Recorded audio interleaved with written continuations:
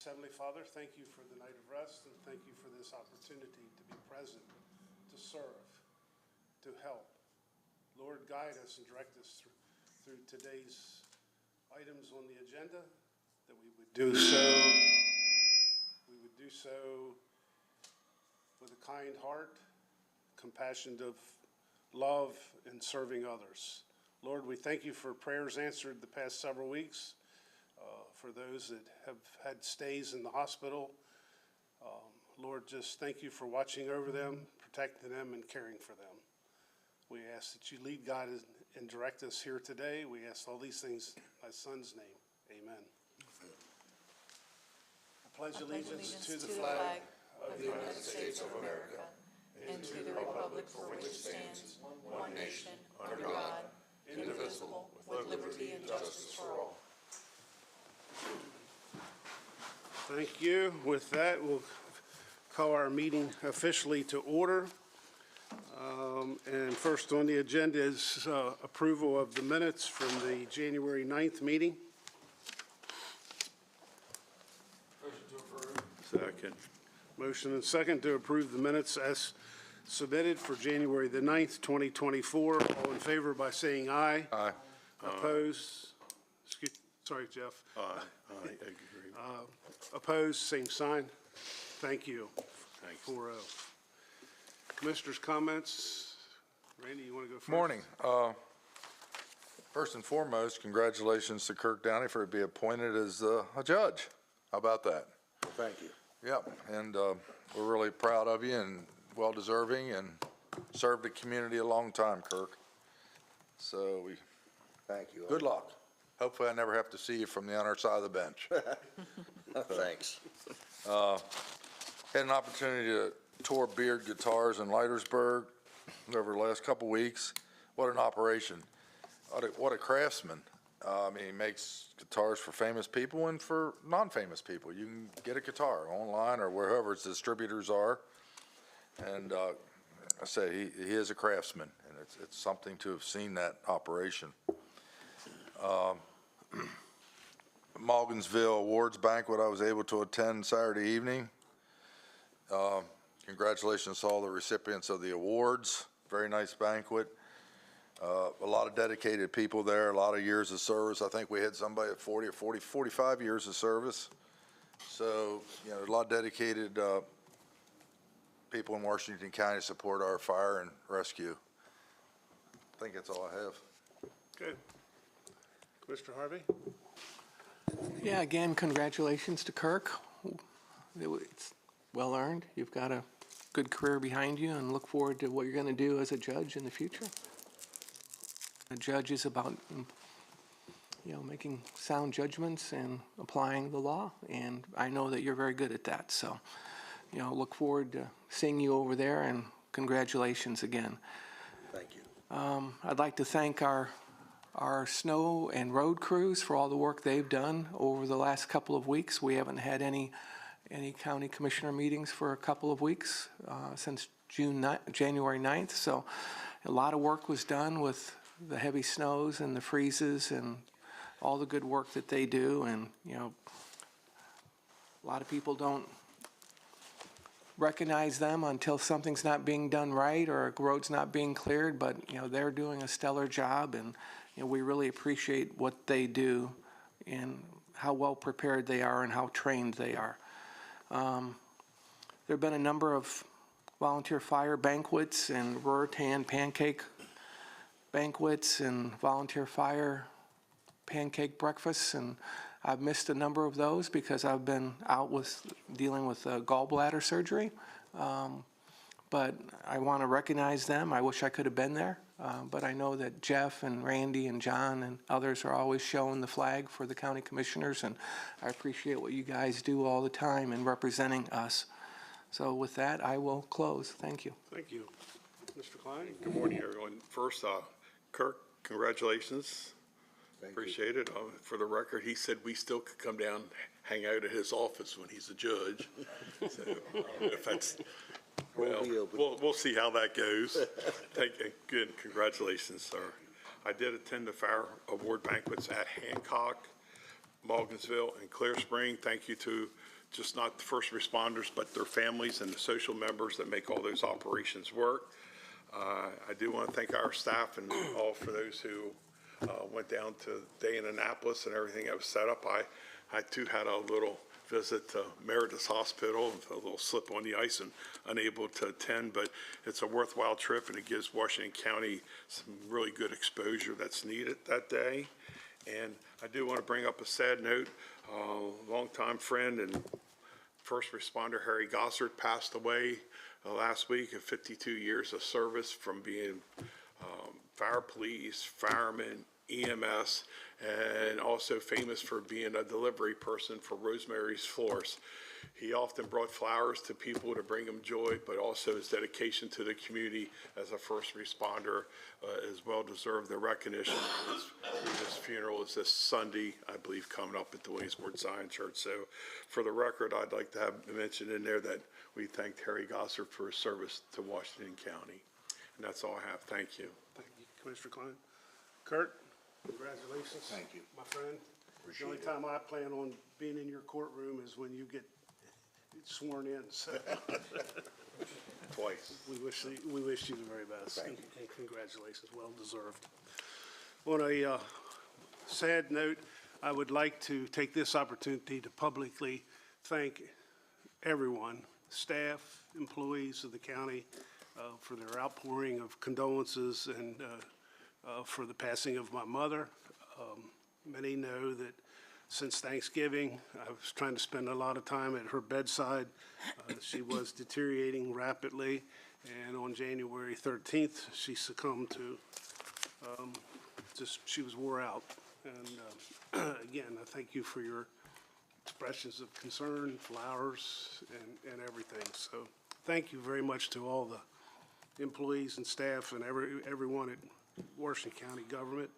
Also like to say a special thank you to Sheriff Brian Albert and the fire police. They did assist us with the funeral processions, making sure that many of several of the crossroads that we traversed that afternoon were safe and watched over us. So thank you to the fire police and Sheriff Albert's fine staff.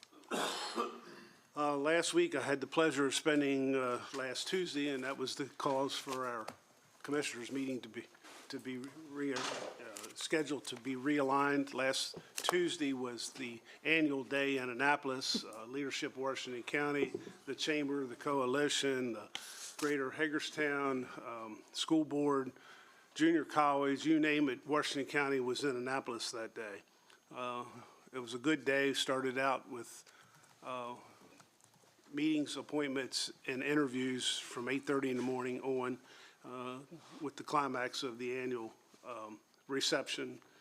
And many of the staff here, and thanks to all those that went to Annapolis and spent the day. I think it was well worth our while. We did talk 81, 81, 81 till we're blue in the face. And hopefully we got some attention there, or that somebody heard us. I was back down again then on Wednesday, most of the day.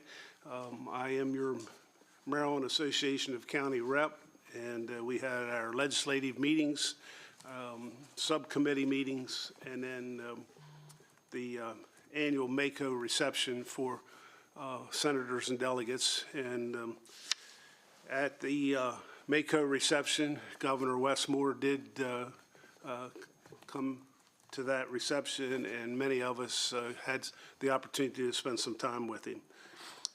Also, the week before last, after my mother's passing, I will add that I got a call from Governor Westmore, who I consider to be a friend at this point.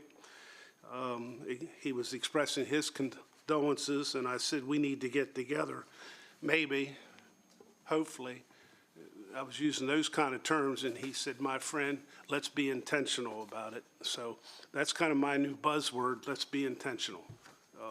As we move forward in government, let's make a plan and be intentional.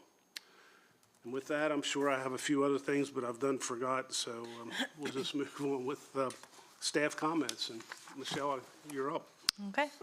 I'd like to start by congratulating Kirk on his recent appointment to judge. Many of you don't know that Kirk and he was just a few years behind me in high school, so it's very exciting for me to see someone that, I kind of grew up with and went to school with, move on to bigger and better things. Congratulations, Kirk. I attended several Washington County delegation meetings to keep up to date on our pending legislative issues.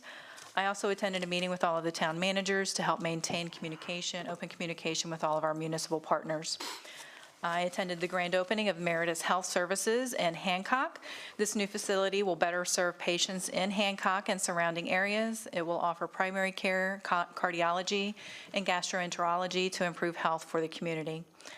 I'd like to recognize and thank our Highways Department and our public safety personnel for ensuring that roads were cleared and for putting the safety of our residents as their top priority. Those employees worked tirelessly after hours and on weekends during snow and windstorms in January. Several other meetings that I attended were the Maryland Theater Board meeting, Land Use Council, and MML meeting with our elected town officials. I also attended the Washington County Legislative Day in Annapolis. And just a quick reminder to our residents that if you're eligible but did not receive the homestead credit, please contact the Maryland State Department of Assessments and Taxation at 301-791-3050 or visit their website at www.dat.state.md.us. SDOT will be able to assist residents with any questions they may have regarding eligibility for those or any other types of property tax credits.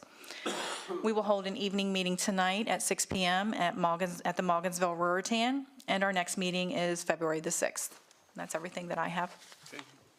Any other staff comments at this time? Hearing none, we'll move into citizens' participation. Do we have any citizens that would like to speak this morning? Okay. Second chance. Hearing none, we'll move right into our 9:30 agenda item, which is a public hearing, application for zoning map amendment. We need to wait until 9:30 for that to happen, I'm sorry. just in the event that there needs to be public participation. Yeah, let's skip ahead to, is everyone here for the Rural Legacy? Okay. Next item then will be FY25 Rural Legacy Program Grant approval to submit application to accept awarded funds.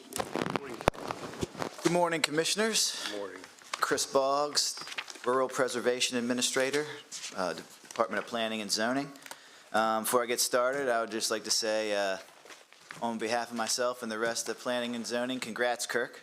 Thank you. Judge. Thank you. It's been a pleasure working with you, and I'll be sad to see you go, but I'm proud of you. Thank you, I appreciate that. So this is first item I've got today is the fiscal year 2025 Rural Legacy Program Grant. This is a yearly grant application we submit to the Department of Natural Resources every year, and this is for our Rural Legacy Program. Currently, we've got over 8,700 acres in the Rural Legacy Program. We're probably going to up that by almost another 1,000 acres this year, so we are churning along with this. It's been a banner year. Each year, the Office of Grant Management, they review our application for our funding guidelines, and there are no unusual conditions or requirements attached to the acceptance of the grant. The fiscal impact is that there is a required monitoring of easements each year, so we factor that about 8 hours per year for each of the easements we acquire.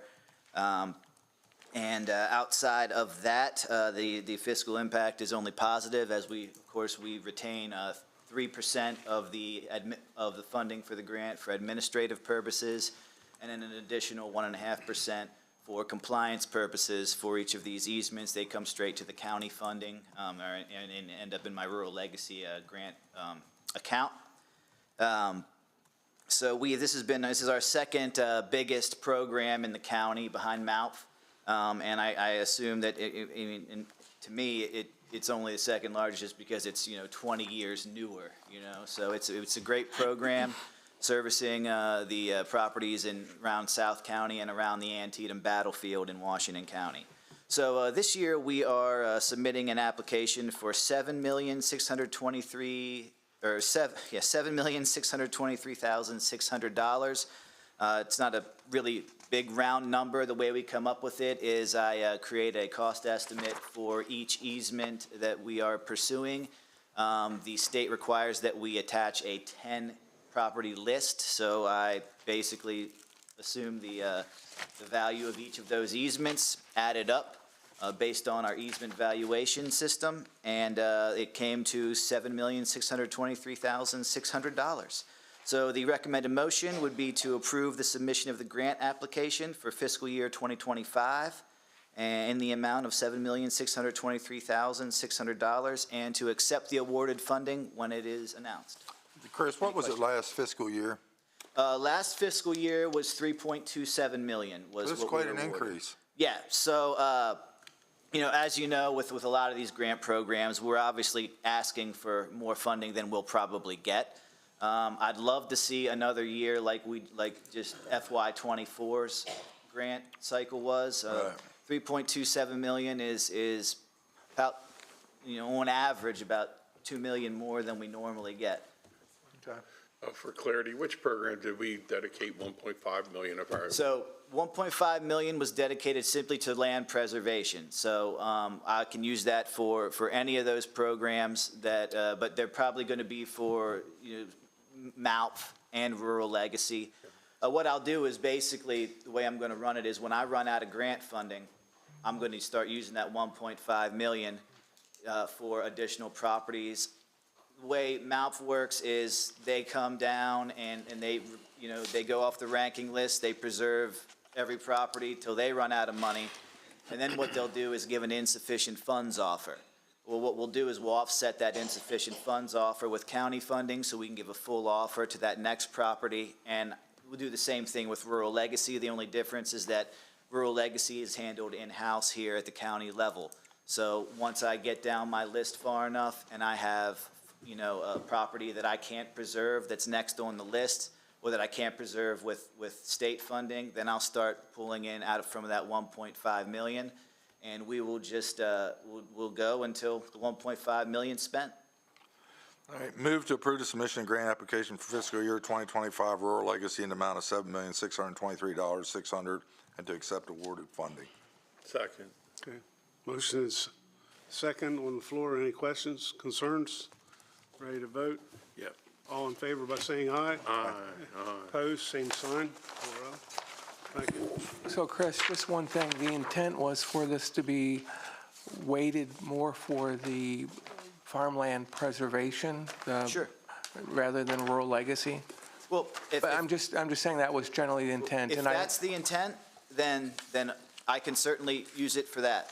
Okay, but that was the intent. yeah. I think that's how I Yeah. phrased it. It but- just, the way it was approved through everything, it was, it was just kind of a blanket 1.5 million, and I figured, we can pick up from you're one doing for a the other. great But job, if we want to so- use it for MALP, then we'll use it for MALP. I would appreciate you weighting it in that direction. but Sure. Thank you. Okay, thank you. Thank you very much. We could probably just stay here, couldn't we, and do Yeah, so I was the gonna next say, one? let's do the next one. The CLIP Rural Legacy Program, RLP easement.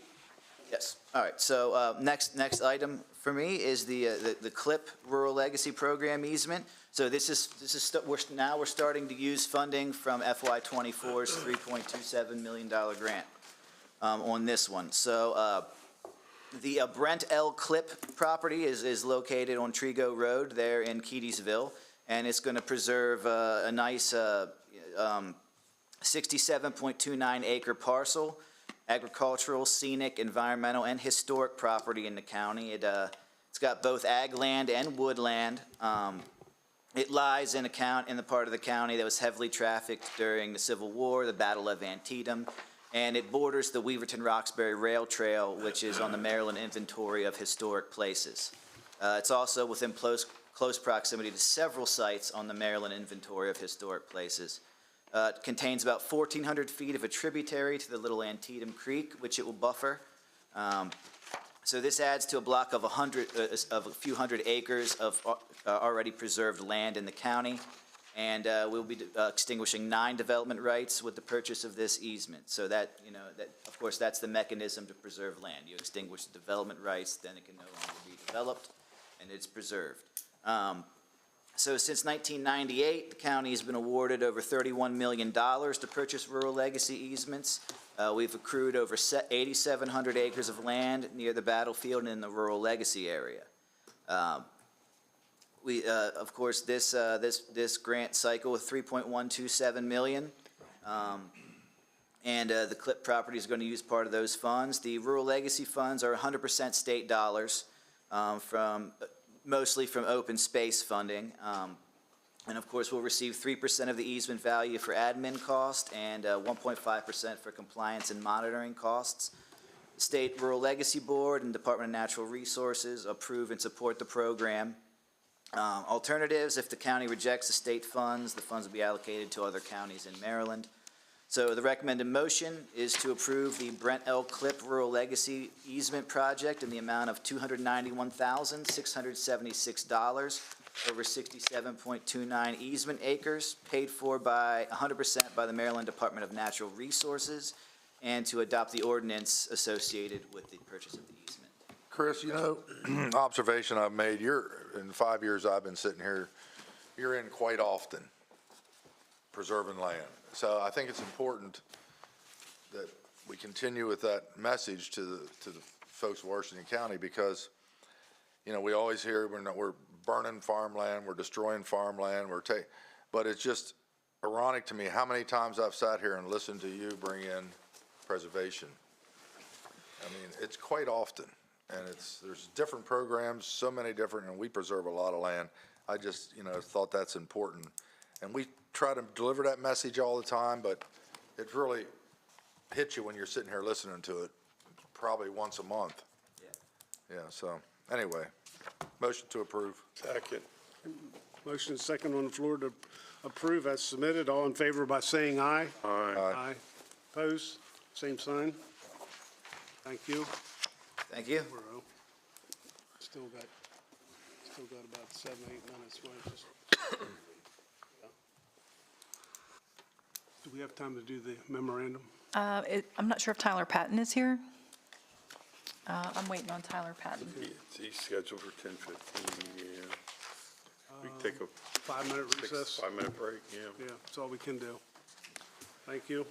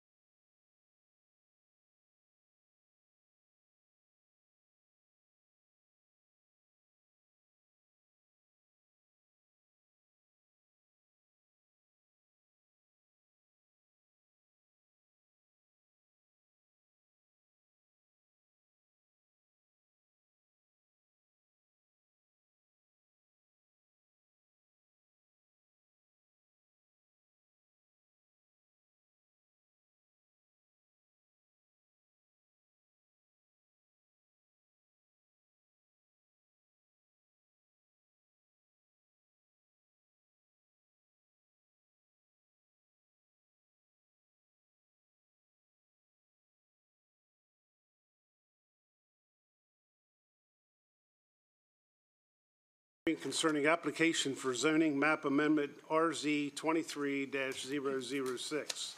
The purpose of this hearing is to hear public comment, public testimony concerning the matter. The procedure is as follows. We will first have staff introduce the matter. The applicant will then have the opportunity to testify, after which the hearing will be open for public comment and testimony. Public comment and testimony is limited to 3 minutes per speaker.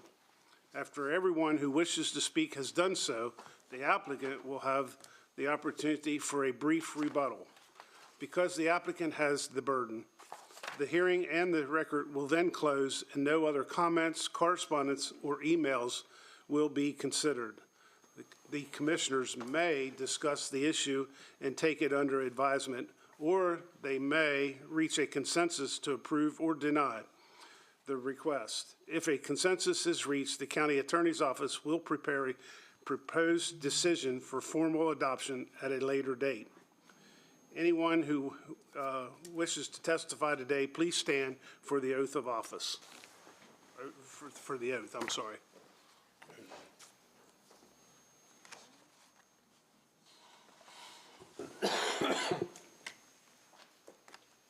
Do you solemnly swear or affirm, under the penalties of perjury, that the responses given and the statements made will be the whole truth and nothing but the truth? Okay. Travis Allen, will you please introduce the matter? Good morning. Good morning, Commissioners. Travis Allen, Senior Planner with the Department of Planning and Zoning. As stated, we're here for piecemeal rezoning map amendment RZ 23-006. The applicants, Ralph and Lee Martin, are looking to rezone 2 acres of property at 19815 Reedtown Road, looking to apply the rural business floating zone atop the existing rural village zoning that encumbers the property.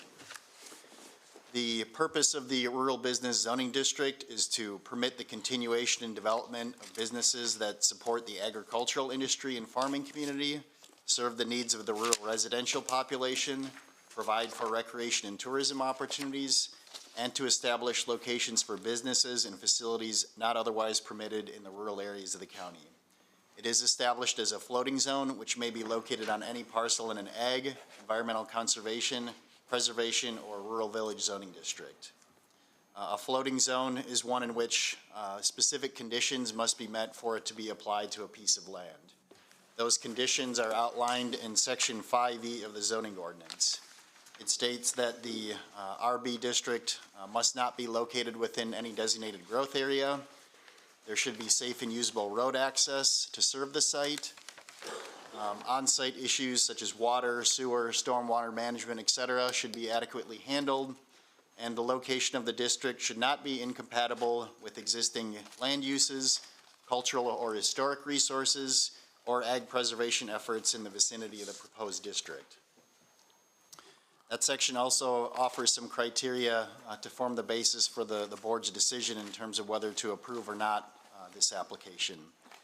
It states that the proposed RB district should accomplish the purpose of that zoning district, that roads providing access to the site should be appropriate for serving the business-related traffic generated by the land use.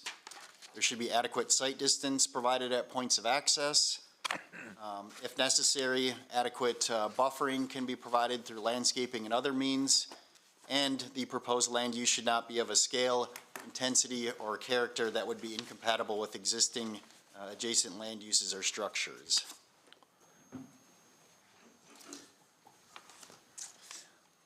The application along with the application materials and justification statement, includes a preliminary site plan. That preliminary site plan does identify a specific use that is proposed as a part of this application. In this case, that is an auto body repair and painting shop. Again, the district is only potentially approved for that specific use and only for the area identified on the application to be covered by the district. So in the future, if that were to potentially be changed or interested in being changed by the owner and applicant, that would have to come again before the Planning Commission, potentially triggering a new public hearing if they wanted to change the boundaries or the land use described in their application. The other criteria that sometimes come into play in piecemeal rezoning map amendments, things like population change in the district, transportation patterns, things of that nature, don't really specifically apply to these rural business rezonings. So those are looked at selectively in the staff report and kind of elaborated on and left in that particular location. A site plan would be reviewed by the county and the planning commission before any development would occur on this property were the zoning to be approved. That is proposed by the applicant. This application was routed out to several outside agencies for their review and comment. The most substantive comments came from the Washington County Department of Engineering, their plan review section. They looked at both the road width of Reedtown Road and also the intersection site distance related to this application. In terms of the road width, the reviewer stated that Reedtown Road appears inadequate for commercial traffic. There is a minimum required pavement width of 18 feet along the proposed lot frontage and out to the nearest road deemed adequate, which in this case would be Marsh Pike. So if the project was to move forward after zoning approval, the applicant would be required to have a road condition survey and road widening plans prepared by a licensed professional to accompany their site plan submission.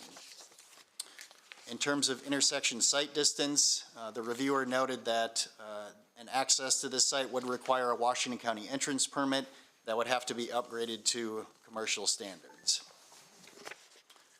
So to kind of wrap up my introduction here, staff does feel that any major issues with this proposed application could likely be satisfied at the site planning stage were this zoning to be eventually approved.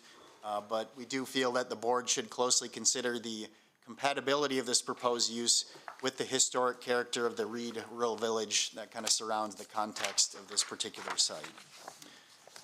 We did receive 3 written public comments in opposition of this application prior to the Planning Commission meeting.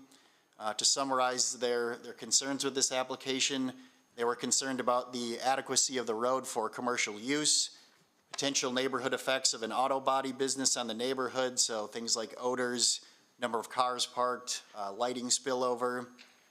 They were also concerned potentially about the design of the business to fit in the context of the rural village and potentially impacts to groundwater resources. I would also mention that there was one individual, I believe, that spoke in favor of the application at the Planning Commission meeting. And to wrap up again here, the Planning Commission did recommend unanimously for approval at their December meeting at that time.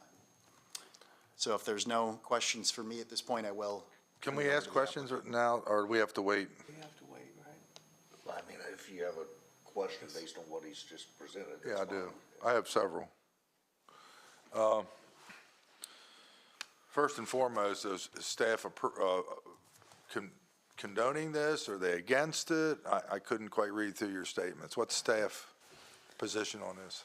We don't have an issue with the application. Again, there's potentially some concerns that might arise as a part of this, but we feel like they could largely be satisfied through the normal development review process that is routed to various outside agencies and satisfied at that time. And the next question is, I got several here, so bear with me. The next question is, you named off all the requirements. I won't go through them all. Does it meet all the requirements for lack of better terms, the overlay or the? Yes, and that kind of forms the basis for staff's position on the matter, is we do feel like this application has met the basic criteria for. And the approval in concerns, RV zone. I went through this in the Planning Commission too, but I'm just verifying some stuff. So it's 2 acres that cannot further be subdivided, right? So, yeah, there was some things that kind of came up during the course of the public information meeting with the Planning Commission. I'm sure the applicant can probably elaborate on those further when they make Okay, those well then we'll hold off on that, But in general, yes, it was sort of discovered that this is 2 pieces of land, 2 lots, that was historically already arranged like this. So what we kind of discovered is largely these lots in some ways have been already de facto combined based upon the structures that have already been built, essentially right on the lot lines that exist historically. so it would for all- be a lot of For all intents issue. and purposes, it's one lot, but technically, at this point, it is. So it is you have two lots. three comments against this, correct? In relation to where this is happening, I don't know if you've mapped this out yet or not, but I have a little bit. How close are these people to, is there any direct neighbors written letters, or are they mostly quarter mile, half mile away? They're within what we would call the neighborhood, so yes, quarter mile to a half mile. They weren't people that were directly adjacent to the property that were concerned, but they are in the immediate vicinity. Yeah, because it's on the west side of Marsh Pike, and I think the letters are either on Marsh Pike or the east side of Marsh Pike, I think. Yes, some of them were in the vicinity of the National Historic District, Layman's Mill. Right. Within that area, which So is close by. Did the fact that Layman's Mill and some of the really historical things in the rural area bother staff at all, or is it out, and if it didn't bother staff, why? So there's a distinction, and it's kind of elaborated upon in the staff report that, this area has rural village zoning, but it is not technically a historic rural village in that it hasn't had a completed historic survey of the area. So it has that zoning, but it doesn't have the same designation as places which have been given that full survey. So while there is certainly historic resources immediately adjacent to this, for example, the Layman's Mill Historic District is not immediately adjacent to this property. So, we feel, in terms of a design and buffering and things like that, potential issues with site design could be again remediated during development review. If this was approved, the next check and balance obviously is the site plan, right? And I can't, this is so small, I guess I'm old, but that building looks like it's 100 by 36, does that sound right? Did you look at, well, we can save that for later in the meeting here. Yeah, let's save that. I think that's all I got. Mr. 100 by President, I have 36 is what it shows in the preliminary site Okay. plan, just for clarification.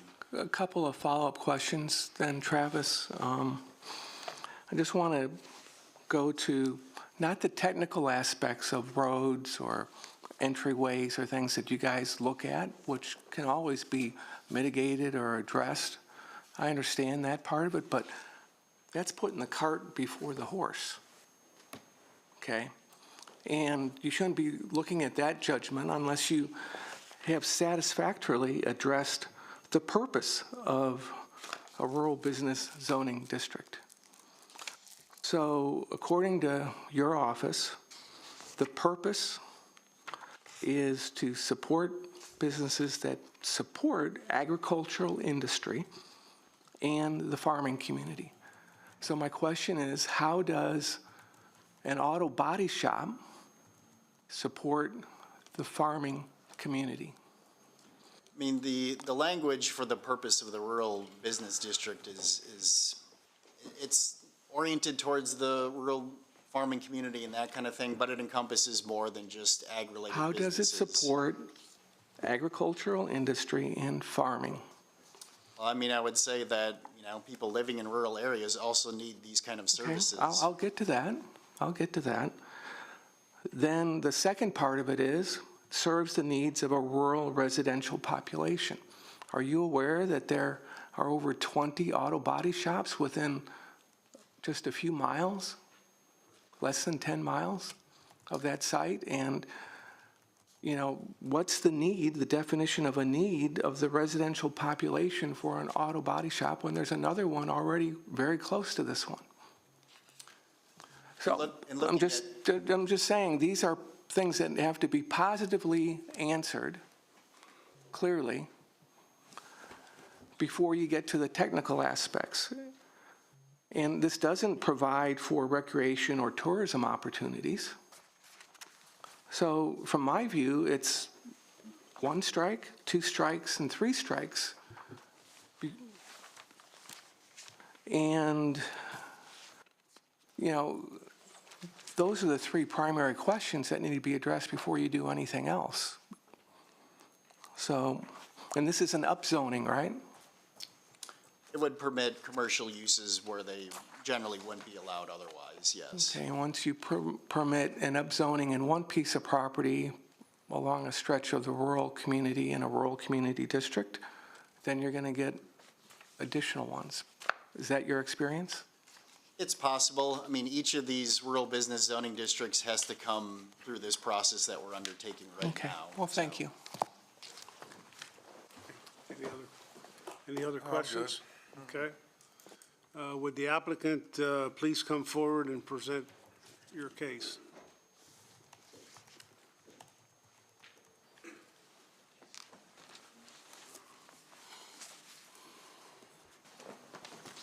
Morning, Mr. President and Commissioners. For the record, Noel Manalo, law offices of Offutt Kerman, 30 West Patrick Street, Frederick, Maryland, here on behalf of Mr. Ralph and Mrs. Leah Martin, and with me is Mr. Ralph Martin. I'm going to go ahead and do just a quick introduction, touch on some of the criteria, and then address some of the questions that came up in discussion with Mr. Travis, and then summarize the case presentation. But before I went into that, I wanted to offer also my congratulations to Mr. Downey. It's definitely been a pleasure from the private side working with you. You've certainly been very well represented as a county by Mr. Downey. So again, congratulations.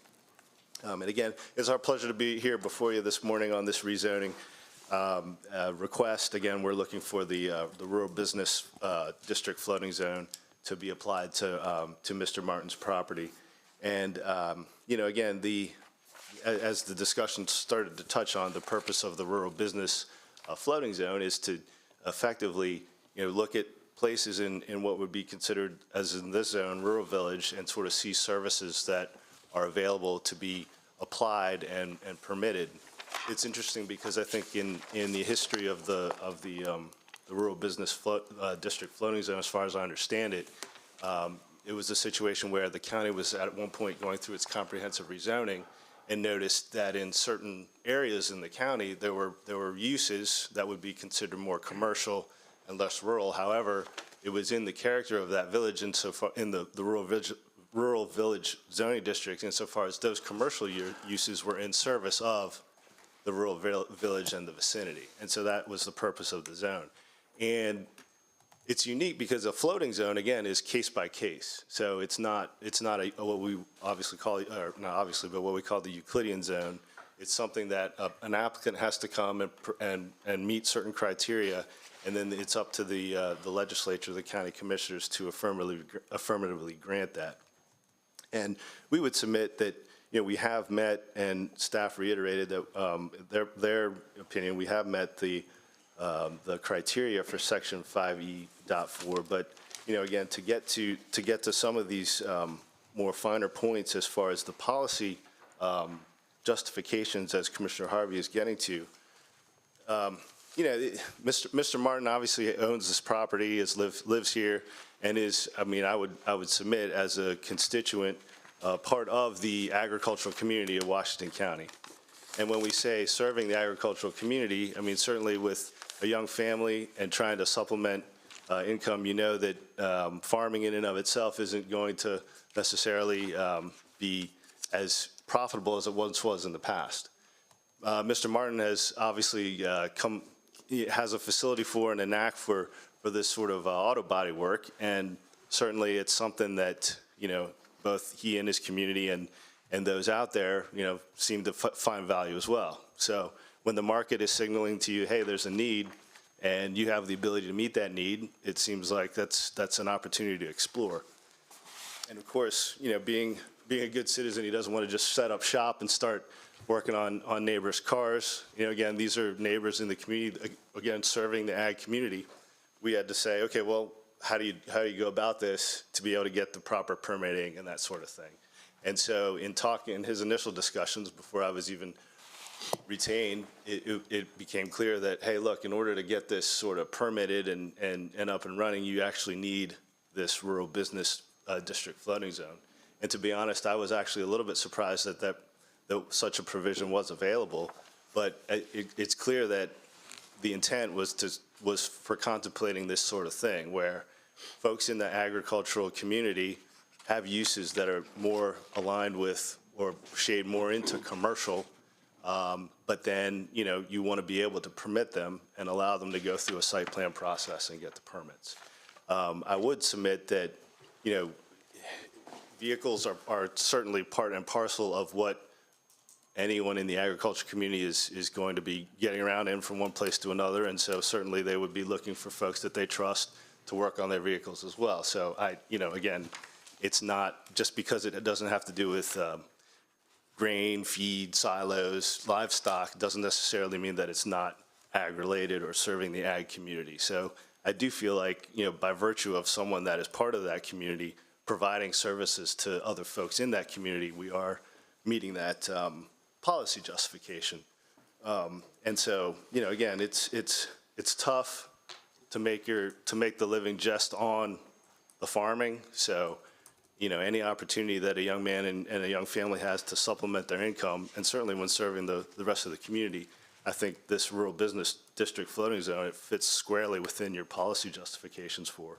I would also note, again, as we start to shade into some of the other policy justifications, when you look at impacts, again, it's going to effectively be not as impactful or visible as, say, you know, dairy trucks coming in and out, hauling of equipment and that sort of thing. We're talking one or two vehicles here and there, and again, it's really, in a way, ancillary to what the folks in that community are doing. You know, they need work on their vehicles. Mr. Martin has, again, a knack, ability, and a desire, and actually an interest in doing it. So, you know, it's one of these things where it's like, well, let's give him the chance to do it, but in a way that he can go to the county and say, hey, I'm fully permitted. I'm getting everything I need. I've got the building here. The area is, when you go out there, you'll see it's in a sense, okay, maybe you can draw a circle and find 20 or however many other auto body shops. But again, if there are folks that, like Mr. Martin, want to go to Mr. Martin, he knows and he sees there's an opportunity, I think we should certainly at least consider affording him the ability to do that in a way that, you know, it's permitted and has all the zoning and meets all the requirements. So I hope that speaks to some of the policy justifications as it relates to granting the request. And then, as we noted before, you know, the things related to road adequacy and those sorts of things, certainly those are steps that we're going to have to go through and that we want to go through. If you grant the rezoning, we'll have to put in a detailed site plan, meet all the requirements of the zoning ordinance, go through all the public hearing requirements for that. And again, it's not a inexpensive process to do, but certainly, you know, we feel it's worth, certainly Mr. Martin feels it's worth the investment. It's an investment in his future, investment for his family's future, and then, quite frankly, service to this particular area of the county. And we can stipulate that maybe the facts show that there are others that provide the service, but, you know, we're hoping, and Mr. Martin's hoping he can be distinguish himself as a provider of this service as well.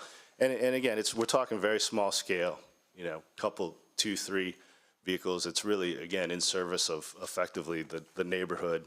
And, you know, I don't think once we get to the Planning Commission, if we were so fortunate as to have you to grant this rezoning, once we got to the Planning Commission, that the impacts, you know, we should be able to work through that.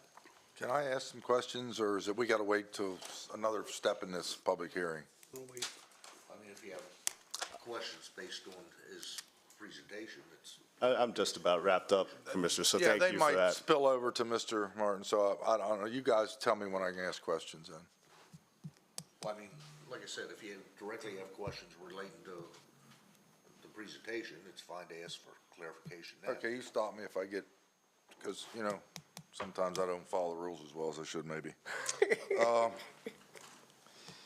You know, again, I went through the Planning Commission with this, and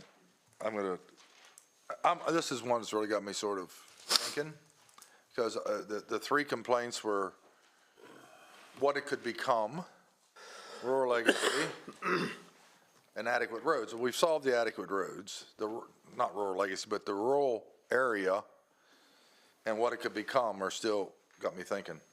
So you said, I guess the main concerns I have on this is this is a building, I don't know if this is a question that Mr. Martin can answer, but I guess I'm more concerned what it could become. I mean, there was scuttlebutt, the used car lot, 20 cars sitting out there, et cetera, et cetera, et cetera. I mean, I would probably be one to say, okay, we're going to do this many cars at one given time. And to relay on that, I just had a recent body shop experience. Okay. And I understand what you said, 20. I went to 4 body shops. Harold's, do you work there at Harold's? I was there. Okay. Yeah. I had huge estimates, went to Harold, very reasonable estimate, had to wait a month, done, good work. So, and despite what people think, I think there's always somewhere to go to get good quality work for a reasonable price. And I would think, just me guessing, that you would try to pattern that. But I'm also worried about what it becomes. Does it become a used car lot? Right. Is there going to be 20 cars sitting around? That doesn't help our rural setting much. No, that's a great question, Commissioner Wagner, and this did come up in the Planning Commission as far as the specific question on subdivision, which you touched on earlier, because again, speaking to, well, what could this become? And we were certainly willing at that point at Planning Commission to proffer that there wouldn't be any subdivision. So in a similar vein, were we fortunate enough to have the zoning, I think when we got to Planning Commission, if there was a condition that the Planning Commission would want to put on as far as, I mean, we'll certainly have, I guess the zoning ordinance will have certain restrictions as it relates to parking and use, but. But we could put a restriction on parking right here. I guess you could, yes, Yeah. yes. I mean, that's, so I guess what I'm trying to say is, the use as far as what Mr. Martin wants to do, and that's his plan. There's no plan to do anything other than, kind of what conceptually we're showing. Certainly with the Planning Commission. Well, once this happens, I can't control as much with the use. That's the That's problem. right. I can't say That's you right. can't do this, you can't do that. But before it happens, I can, Yes. correct? I could say, okay, hypothetically, let's limit this to your 100 by 36. I figure you'll have 4 cars under roof, or 3 or whatever. And I could say, okay, I don't want any more than 4 cars outside, or 5, or 3, or 2. That's, I don't want it to become cars sitting everywhere like we've seen some body shops. Sure. They're in states of repairs, all beat up, wrecked, drop off. Those are the things that concern me. So that's I will definitely, I think I would definitely agree, Commissioner, that you as the county commissioners do have the ability to condition rezoning. Then, if I could ask a question to follow up on the conditionality. One of the comments I heard from talking to to the neighbors in the area was about the potential for an eyesore with numbers of vehicles out there, sort of what Randy's talking about. And I understand that you probably, if it's approved, will need to have some vehicles outside, and you're going to have like a pole barn built that will be constructed and concrete floors and all that to do the work. But it is a rural area. It's got a lot of historic qualities, and it's a very nice rural area. You live in a great area, okay? But the eyesore issue, okay? So there are things that can be done voluntarily, committed to address the eyesore issue. Not just limiting, but fast growth trees, buffering, that type of thing. And generally that doesn't cost very much, but it's a neighborly thing to do. And probably enhances the value of your property in one way or the other too. I don't know, that's, to me, seems to be a way of addressing some of the neighborly concerns. Do you have any thoughts on that?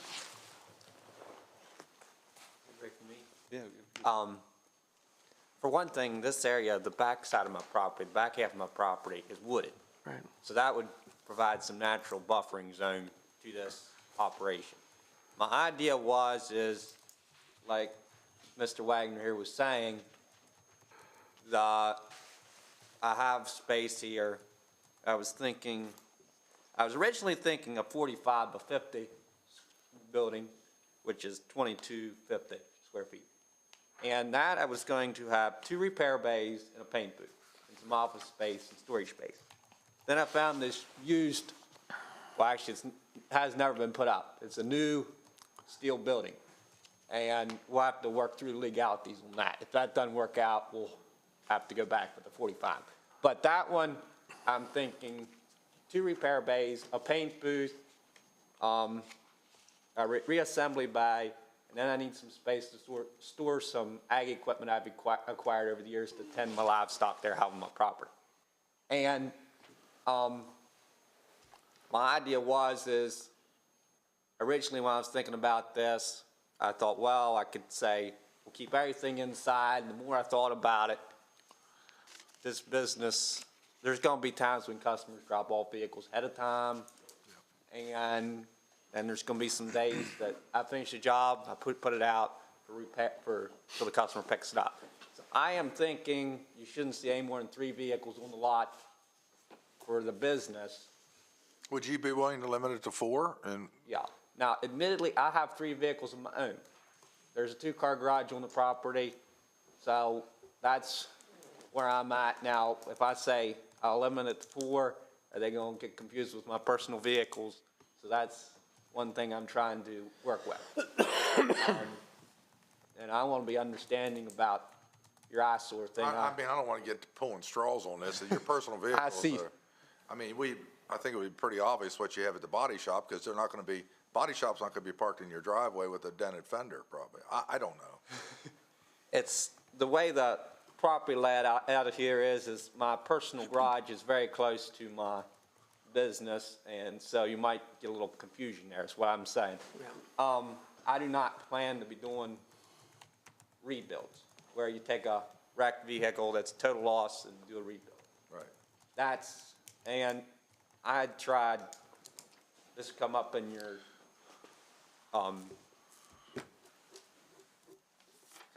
customer comments. I tried peddling some vehicles through the last year. That didn't work out so good. I didn't make money on that, so I gave up that idea. So actually, this is somewhat of an outgrowth of Harold's Body Shop. I was an employee there. I was a partner there. We have outgrown that facility. We need a second paint booth to adequately meet what we work up there. Yeah, Harold's is very neat, very well kept. Just came from there several months ago. I guess if it's something that nice, where it's not an eyesore, and that's all I'm trying to accomplish here. So, I understand. yeah. I understand. Wife went to a friend's house, and she says the neighbor had a yard full of vehicles just sitting there. I don't think he had what he needed, but. So you're saying you'd probably agree to like 4 cars separate of your own personal vehicles? Is that what I'm hearing? And outside, or whatever number is. Yeah. And trees along the road. I mean, that's the back of a lot of the property isn't where people are driving by and seeing the cars sitting out there maybe in disrepair or whatever, and all the lights on and stuff, but. Yeah, no offense to you. I mean, no offense to Grimm's. We can go by there and not know there's a junkyard there because it's buffered. Right. And it's not that you would have that, but I'm just saying. Just thinking of the neighbors. Right. Yeah. No, it makes sense. Okay. There was one other question that you had raised there, Mr. Harvey, about the ag. I did a little tallying there 1 month, and 30% of our work was ag-related. Farm trucks, there was one vehicle that was a piece of ag equipment had torn the side open on. I considered that an ag-related repair. Sometimes we have some farmers that bring us panels off of their equipment for us to do some repairs too. Okay, good. So, I understand. Appreciate that. It's good clarification. Thank you. Thank you. Thank you. Okay, no other questions? At this time, we Were will. you done? No? Yes, thank you, Commissioners. I might have interrupted you. I appreciate it, and obviously here to answer any questions you may have, but that concludes our presentation on the case, and we would respectfully request approval. Certainly here to listen to any public comments that there might be. Thank you. Okay, thank you. thank you. Okay, we will now open the hearing for public comment. Anyone wishing to testify from the first row? Second row? Anyone wishing to testify in the audience? Hearing no public comment, the applicant has a opportunity for a brief rebuttal, if you would so choose. You're good? Okay, with that, I'll open it back up to the commissioners. You commissioners have any further comments or questions? I mean, I think they addressed, oh, never mind. Excuse me, I'm getting ahead of myself. Hearing no other comments from the public or the applicant, I'll now deem the public hearing closed. Commissioners can discuss Now- the matter. Right. They answered all my questions. I mean, you know what my concern, I think everybody was well aware. I know what Commissioner Harvey's concern is, everybody's concern. They want to keep it rural as best we can, no used car lots, no litter, and I don't think for a minute that would happen, but if we do something, that has to be our stipulation, in my opinion. You gotta have some control over what happens to the neighborhood. So you're saying a buffer, no more than 4 cars in the lot? And no subdivision. I don't think that's possible from what I'm seeing. Like, anything's possible, tear buildings down or whatever, but I'd prefer to keep it no subdivision on that. There were several conditions. You said buffering, That's with the trees and things like that. On the roadside, on the roadside, 4 cars in the lot separate of your own personal vehicles? I mean, if I'd they go were, with 5. 5 is, About yeah, 5, okay. I'd do 5. yeah. Outside, parked outside. Outside, okay. And not counting the personal vehicles in their driveway. so. Right. Don't be sneaking vehicles all over the place, yeah, so. Used car sales, would, We can't stipulate no car sales because once it's done, and they could sell cars, but if we can keep the number of the cars down, Yeah. I don't think, am I correct on saying that, Kirk? We can't say you can't use it for this. Yeah, we could. Yeah, I mean, obviously, the application is for, rural business, so anything that's allowed as a use in the rural business zone would be permitted. Unless we put a condition on it. Obviously, the testimony has been that, the operation of the property and the business is as described and presented. I'm not saying if someone had a mechanics lien that you could sell his car eventually, but I just don't want a car lot there. Right. So, anyway, so, it couldn't be much of a car lot with 5 cars belonging to the body shop and probably 5 under roof. Yeah, to so sum this up, if we're going to put conditions for consensus, I'd say buffering of 5 cars on the property of the, related to the body shop and no subdivision. I'd leave it like that, those 3 items. yeah.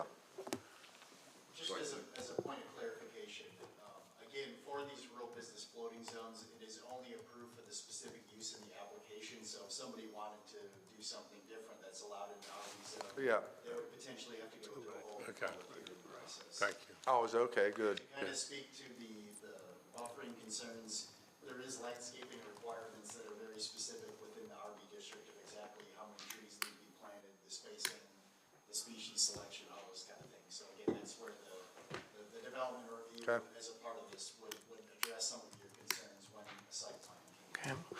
Okay. Okay.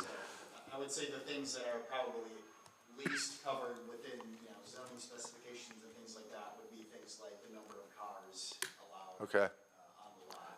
Yeah, The rest of it is addressed within the zoning ordinance. Would that be, can I ask if that's acceptable to the applicant, Kirk, what we just said? Sure. Mr. Martin, you might come up here and answer so we can hear you.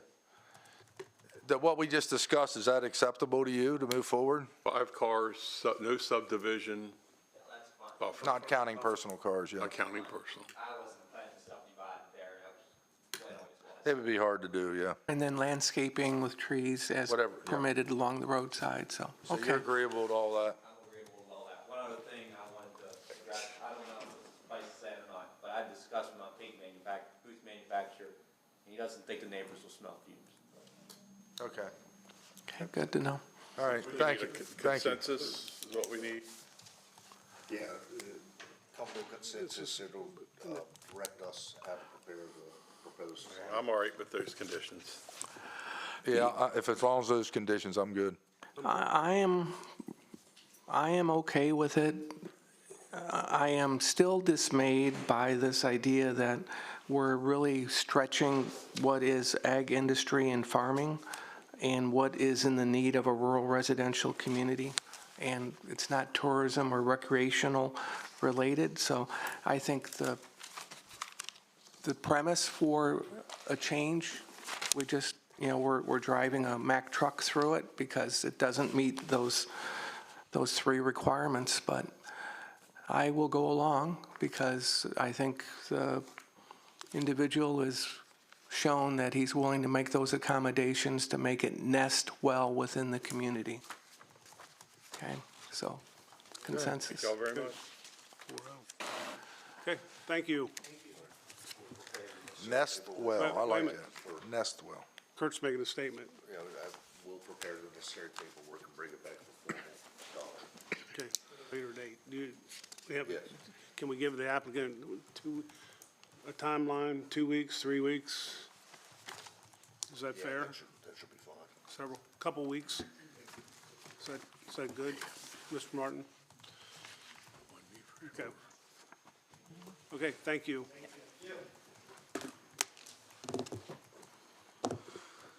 Okay. Is Tyler Patton here? Okay, Okay, we ready to go with that one? I'm ready. Okay. I'll let folks, Okay. Michelle Gordon, County Administrator, and Tyler, if you just want to state your name and Thank you. Tyler Patton, Verizon. okay. We're here today to discuss the approval of an MOU for the Department of Housing and Community Development, Office of Statewide Broadband, Fiscal Year 23 Connect Maryland Network Infrastructure Grant Program, by and between the Board of County Commissioners of Washington County, Maryland, and Verizon Maryland, LLC. Verizon is not asking for funding, and the MOU will indicate that the county is committed to ensuring that the process runs smoothly for the program that they have been recently awarded funding for, and I'll let Tyler go into details as far as what the program, the Good grant morning, is. Commissioners. Thanks for having me. Tyler Patton with Verizon. Just a few things on this. This is a grant award from the Department of Housing and Community Development to Verizon Maryland. The total project is $2.1 million and will connect 481 premises in the western part of the county with fiber optic high-speed internet available to them. We will add 44 miles of fiber in the area. And like I said, this is a $2.1 million with $1 million coming from the state and 1.1 from Verizon. This MOU is very clear. There's no money from the county required. All we're asking for is an MOU to say, hey, listen, if we run into a problem, need a permit, we'll get help from the county. So we have 18 months to execute this from when we execute the agreement until when we have to be done the project. That's it. okay, any discussion, any questions? Do you know where this work will primarily be done? This is going to sound funny, but in the greater Hancock area, it's not all within the city, but it's in that area. That's great, okay, good. I'd motion to support. Yes, Yeah, Great. so Second. we have some final edits to work out between the parties, but we're asking for your approval to authorize the execution of the MOU as approved, and obviously to authorize the proposal as proposed. Is that a consensus or a vote? It says motion here, or move to approve, so. So we have a Move motion to and a approve. second. Ready to vote? Any questions, comments? All in favor by saying aye? Aye. Opposed, same sign. Thank you, Mr. Patton. Thank you Mr. very much. President, thank you very much. Thank you, My Tom. mom is very excited. I'm from Hagerstown, so I'm going to take her out to lunch. She's happy that I get to come up today. Thank you very much. where are you going? Hancock. Undetermined. Oh, okay. Oh, we can.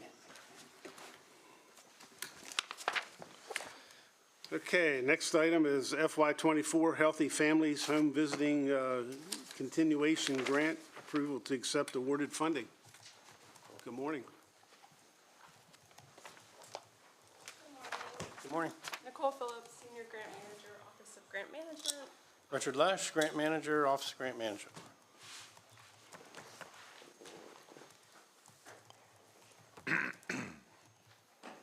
Poor eyesight. We are requesting a motion to approve the acceptance of funding awarded under the fiscal year 24 Healthy Families Home Visiting Continuation Grant Program from the Maryland State Department of Education in the amount of $138,996.50. The Healthy Families Home Visiting Program is a comprehensive program modeled after a nationally renowned initiative, Healthy Families America. The goals of the program are to prevent child maltreatment through early intervention, promote healthy growth, development, and strengthening of the parent-child relationship. The funding is valid from January 1 through June 30th of 2024. Funding in the amount of $3,302 is included in the award for county administrative support. There are no county funds involved in this award. Okay. Motion to approve over here. Second. Motion and a second. Any further comments or questions? Hearing none. All in favor by saying aye. Aye. Opposed, same sign. Thank you. 4-0. Next item is FY '24 School-Based Health Center Supplemental Funding. Nicole Phillips, Senior Grant Manager, Office of Grant Management. Richard Lesh, Grant Manager, Office of Grant Management. We are requesting a motion to approve the acceptance of the fiscal year 2024 School-Based Health Center Supplemental Funding in the amount of $35,000.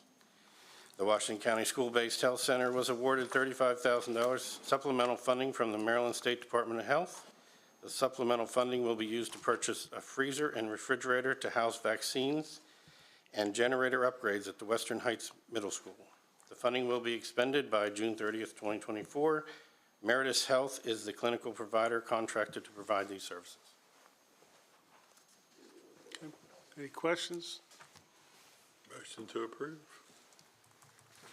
We have a second. We have a motion on the floor. I'm still reading.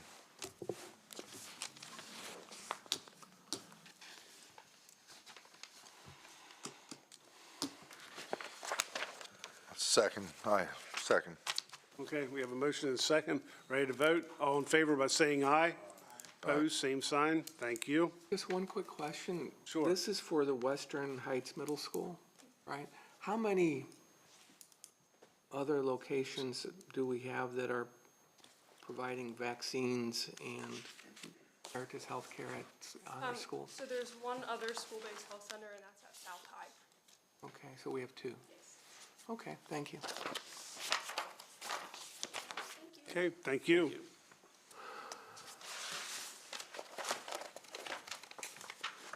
Next item is sole source procurement, 1665 Centennial One EDR software and SOC monitoring agreement for the Information System Department. Good morning, gentlemen. Morning. Rick Curry, Director of Purchasing. Josh O'Neill, Chief Technical Officer.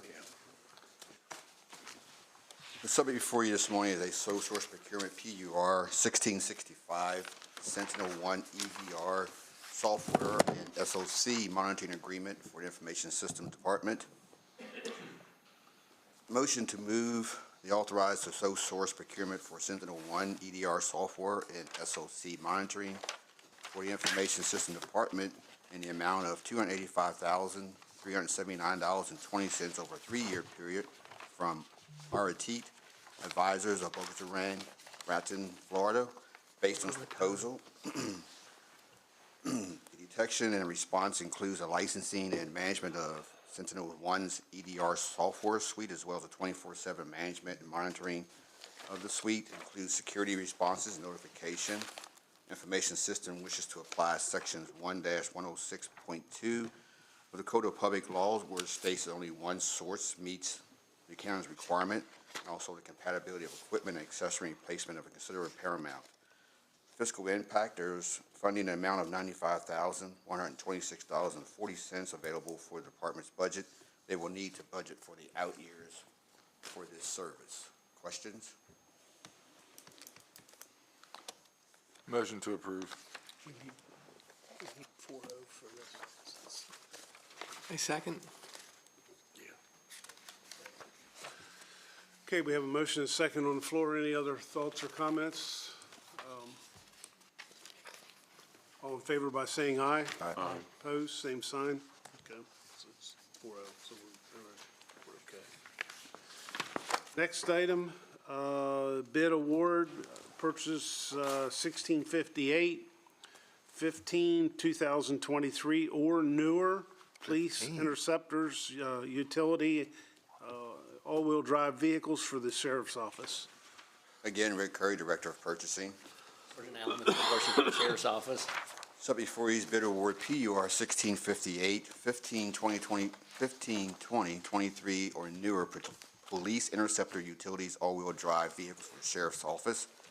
Recommended motion, move to award procurement of 2023 or newer police interceptor utility all-wheel drive vehicles for the Sheriff's Office to the lowest responsible bidder, New Holland Auto Group of New Holland, Pennsylvania, in the amount of $44,956 per vehicle for a total sum of $668,940.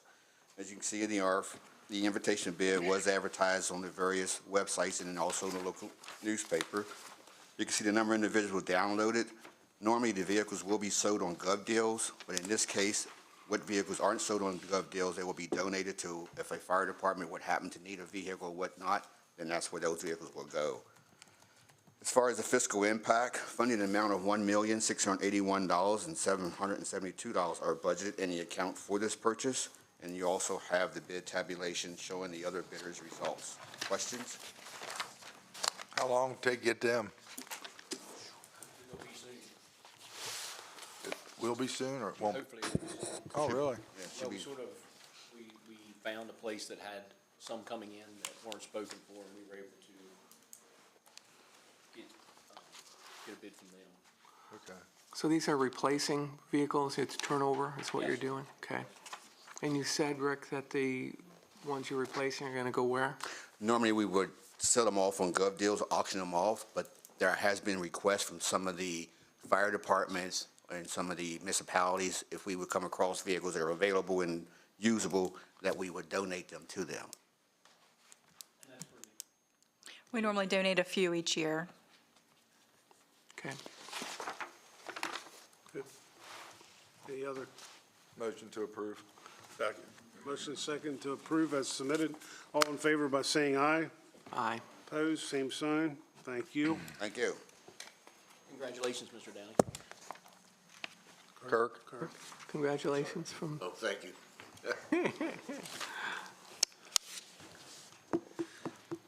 Next item, quotation award, well drilling services at elevated water storage tank for the town of Sharpsburg. Good morning. Brandy Noggle, Byron Purchasing Department. Hi, Joe Moss, Deputy Director of Engineering for Water Quality. The first recommendation I have for you this morning is the quotation award Q-23767, well drilling services for elevated water storage tank for the town of Sharpsburg. Move to award the well drilling services contract to the responsible low bidder, Negley's Well Drilling out of Newburgh, Pennsylvania, for a total base bid amount of $97,424, plus the contingent items in the amount of $25,450, making the total sum $122,874. The notice to request for proposal was listed on the state's website and the county's website. We received quotes on December 20th. 10 companies downloaded the document. We received one quote. The contract services require that the contractor furnish all material, labor, equipment, power, and maintenance, et cetera, to drill the new drinking water well in the town of Sharpsburg. The proposed well will be used to supplement a water supply to the town of Sharpsburg. The well is desired to supply a minimum of 100 gallons per minute to be used for drinking water. Funds in the amount of $330,000 are available in the department's capital improvement account, and the town of Sharpsburg is willing to pay 50% of this cost. What would be your speculation on why none of our local Washington County well drillers put a bid in? Do you have a speculation, a reasoning, or? Possibility of availability. Okay. That we do reach out on occasion to find out why they don't bid, and normally it comes back availability in the time frame we're looking to turn it around. Okay. Seems sort of weird. Motion to approve. Second. We have a motion and a second. All in favor by saying aye. aye. Opposed, same sign. Thank you. Next item is contract renewal. Thank you. Purchase 1596, laboratory services for water and wastewater testing for the Department of Water Quality. Randy Nagelbauer for the Purchasing Department. The last recommendation I have for you this morning is the contract renewal, PUR 1596, laboratory services for water, wastewater testing for the Department of Water Quality. Move to renew the contract for the laboratory services for the Department of Water Quality to ALS Group USA, doing business as ALS Environmental, out of Middletown, Pennsylvania, per the rate included in their letter dated January 8th, 2024. ALS is requesting a CPI increase of 3% to their current pricing structure. On March 28th of 2023, the board approved and awarded the contract to ALS based on their total sum of $82,142 for items 1 through 59. The contract was for a one-year period with the option to renew up to 2 consecutive one-year periods. This is the first of the 2 annual renewals. The quantities stated in the bid document are estimated quantities only. There is no guarantee of a minimum or maximum number of services. This is an as-needed contract. Funding is available in the department's operating budget for this increase. Questions? Motion to approve. I second. Motion and second to approve as submitted. All in favor by saying aye. Aye. Opposed, same sign. Thank you.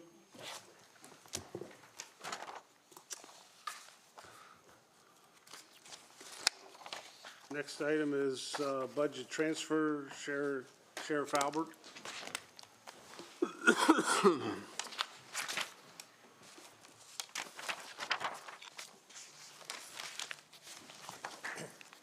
Morning, Commissioners. Sheriff Brian Albert, Washington County. So I'm here to do 2 transfers today, and because they're over amount of $25,000, the first one's for $108,147, and this was when they were doing the roof at the 47 IKO Way.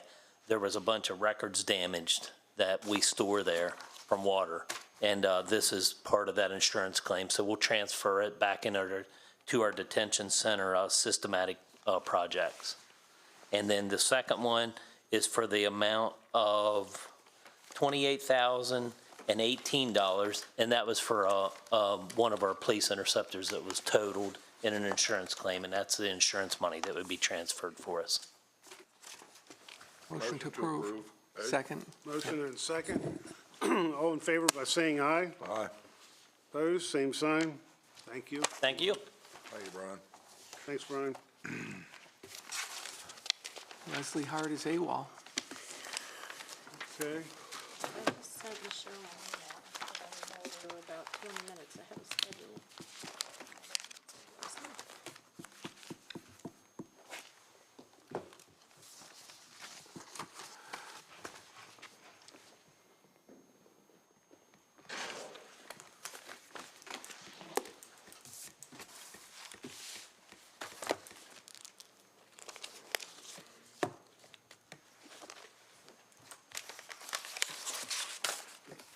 Was that Taylor Swift? Randy would know, he's a Swiftie. Yeah, Wagner's a Swiftie for everybody's listening. Yeah, I'd say Katie just went through. I don't know what. She went to get her, and I think Michelle texted her, so Okay. I was eavesdropping, sorry.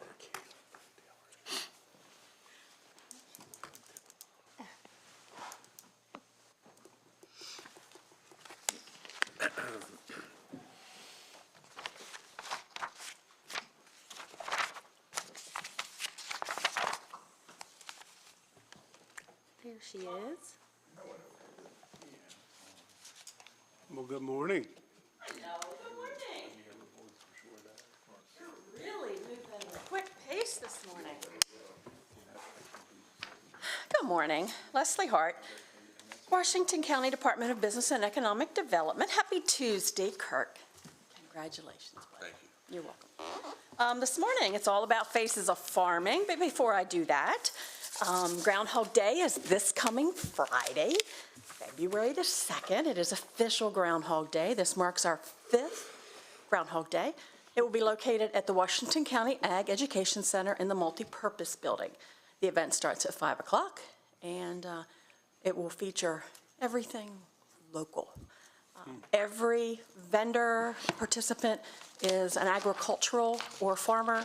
They're bringing the products that they raise, grow, sell, do value-added things to. We will have breweries, distilleries, wineries, meat, poultry, cheese, ice cream, and the list goes on and on and on. I hope to see you there. Tickets are available on Eventbrite. All the commissioners and staff are invited to attend. We've given out 10 sets of tickets to some winning county employees that expressed interest in coming. So very exciting event. Now on to Faces of Farming, my favorite part. This year, we focus on a vineyard and an equine operation. The vineyard is located in the Sharpsburg area. The equine is located in the Smithsburg area. Both very impressive operations. Just as a reminder that I will have new statistics for you about how many farms I have in Washington County, the National Ag Statistical Service, sometime in the February timeframe. So I'm very excited to roll that out, and we'll see some really positive changes in the ag industry. As a reminder, the ag industry is the largest single industry in Washington County, and I'm very proud of our 980 farms. I anticipate it's going to go over 1,000. The fastest growing segment in agriculture right now is women-owned and farms that are under 25 acres. So, public relations, if you could roll that beautiful Faces of Farming footage.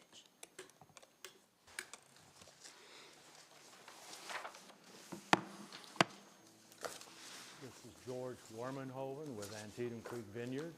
I'm the owner with my wife, and we're at 4835 Branch Avenue, Sharpsburg, Maryland. We have 4.5 acres behind that deer fence out in the front there with vinifera grapes. We have about 7,000 to 8,000 plants, and we produce about 800 cases of wine annually. We have one hybrid grapes, the Vidal Blanc, but the vinifera grapes produce some fantastic wine. For the whites, we have Chardonnay, we have Albarino, Vidal Blanc, and Sauvignon Blanc. For the red plants, we have Petit Verdot, Merlot, and Cab Franc. And of course, when we do get it to ripen, we make a very good Burgundy-style Pinot Noir. I grew up in Europe and was exposed to wine at an early age. In another lifetime, when I was working in Virginia in a healthcare career, at that time, I evaluated the possibility of starting a winery and a vineyard in Virginia. Later on in life, I got to the point where I had an opportunity to buy this land. We are very fortunate to be able to be next to the battlefield. We have always made it a point of being very aware of what the battlefield requirements are. We try to keep the place looking as consistent with the way things used to look during the Civil War. It's nice to preserve land in agriculture. I think that's a good reason, to grow things. And we also have an arrangement with a local farmer who's able to crop here and takes care of the remainder of the land. We're all into preservation, especially since this is hallowed ground. The Maryland Wineries Association and the Grape Growers Association here are very supportive of new people that want to start this kind of work. With that support base, we were able to produce what we did without too many mistakes, and I'm very happy that we did. It's a good one. And you brought us grapes? No, you didn't, did you?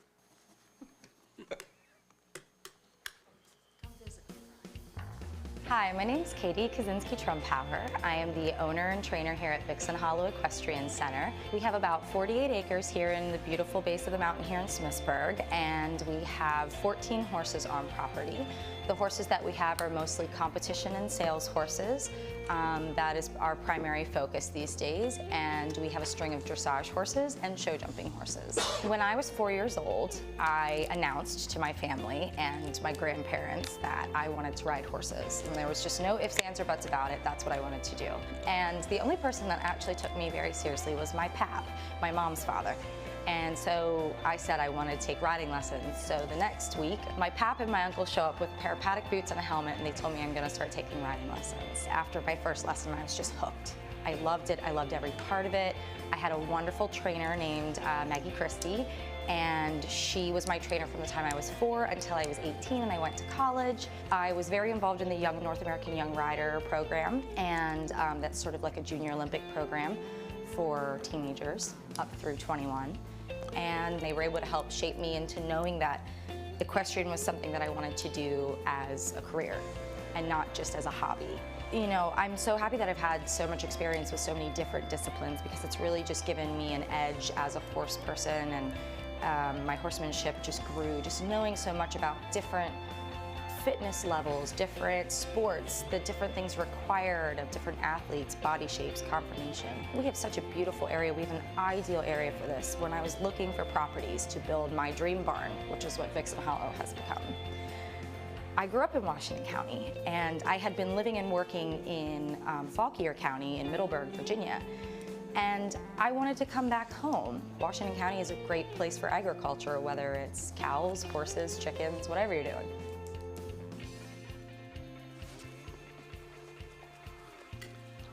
I just want to say that, you know, I do everything I can to connect local consumers to agriculture. And Vixen Hollow has just been approved as an event venue to have events. And having the horses, the small colts and foals there is just amazing, but it's just an incredible combination. And, you know, I get to work with passionate people like And both there's of a those folks. Williamsport connection. There is a Williamsport connection. Mom and Dad are pretty proud of her. Yeah, man. Yep. Thank you very much. Have a great day. Thank you, Leslie.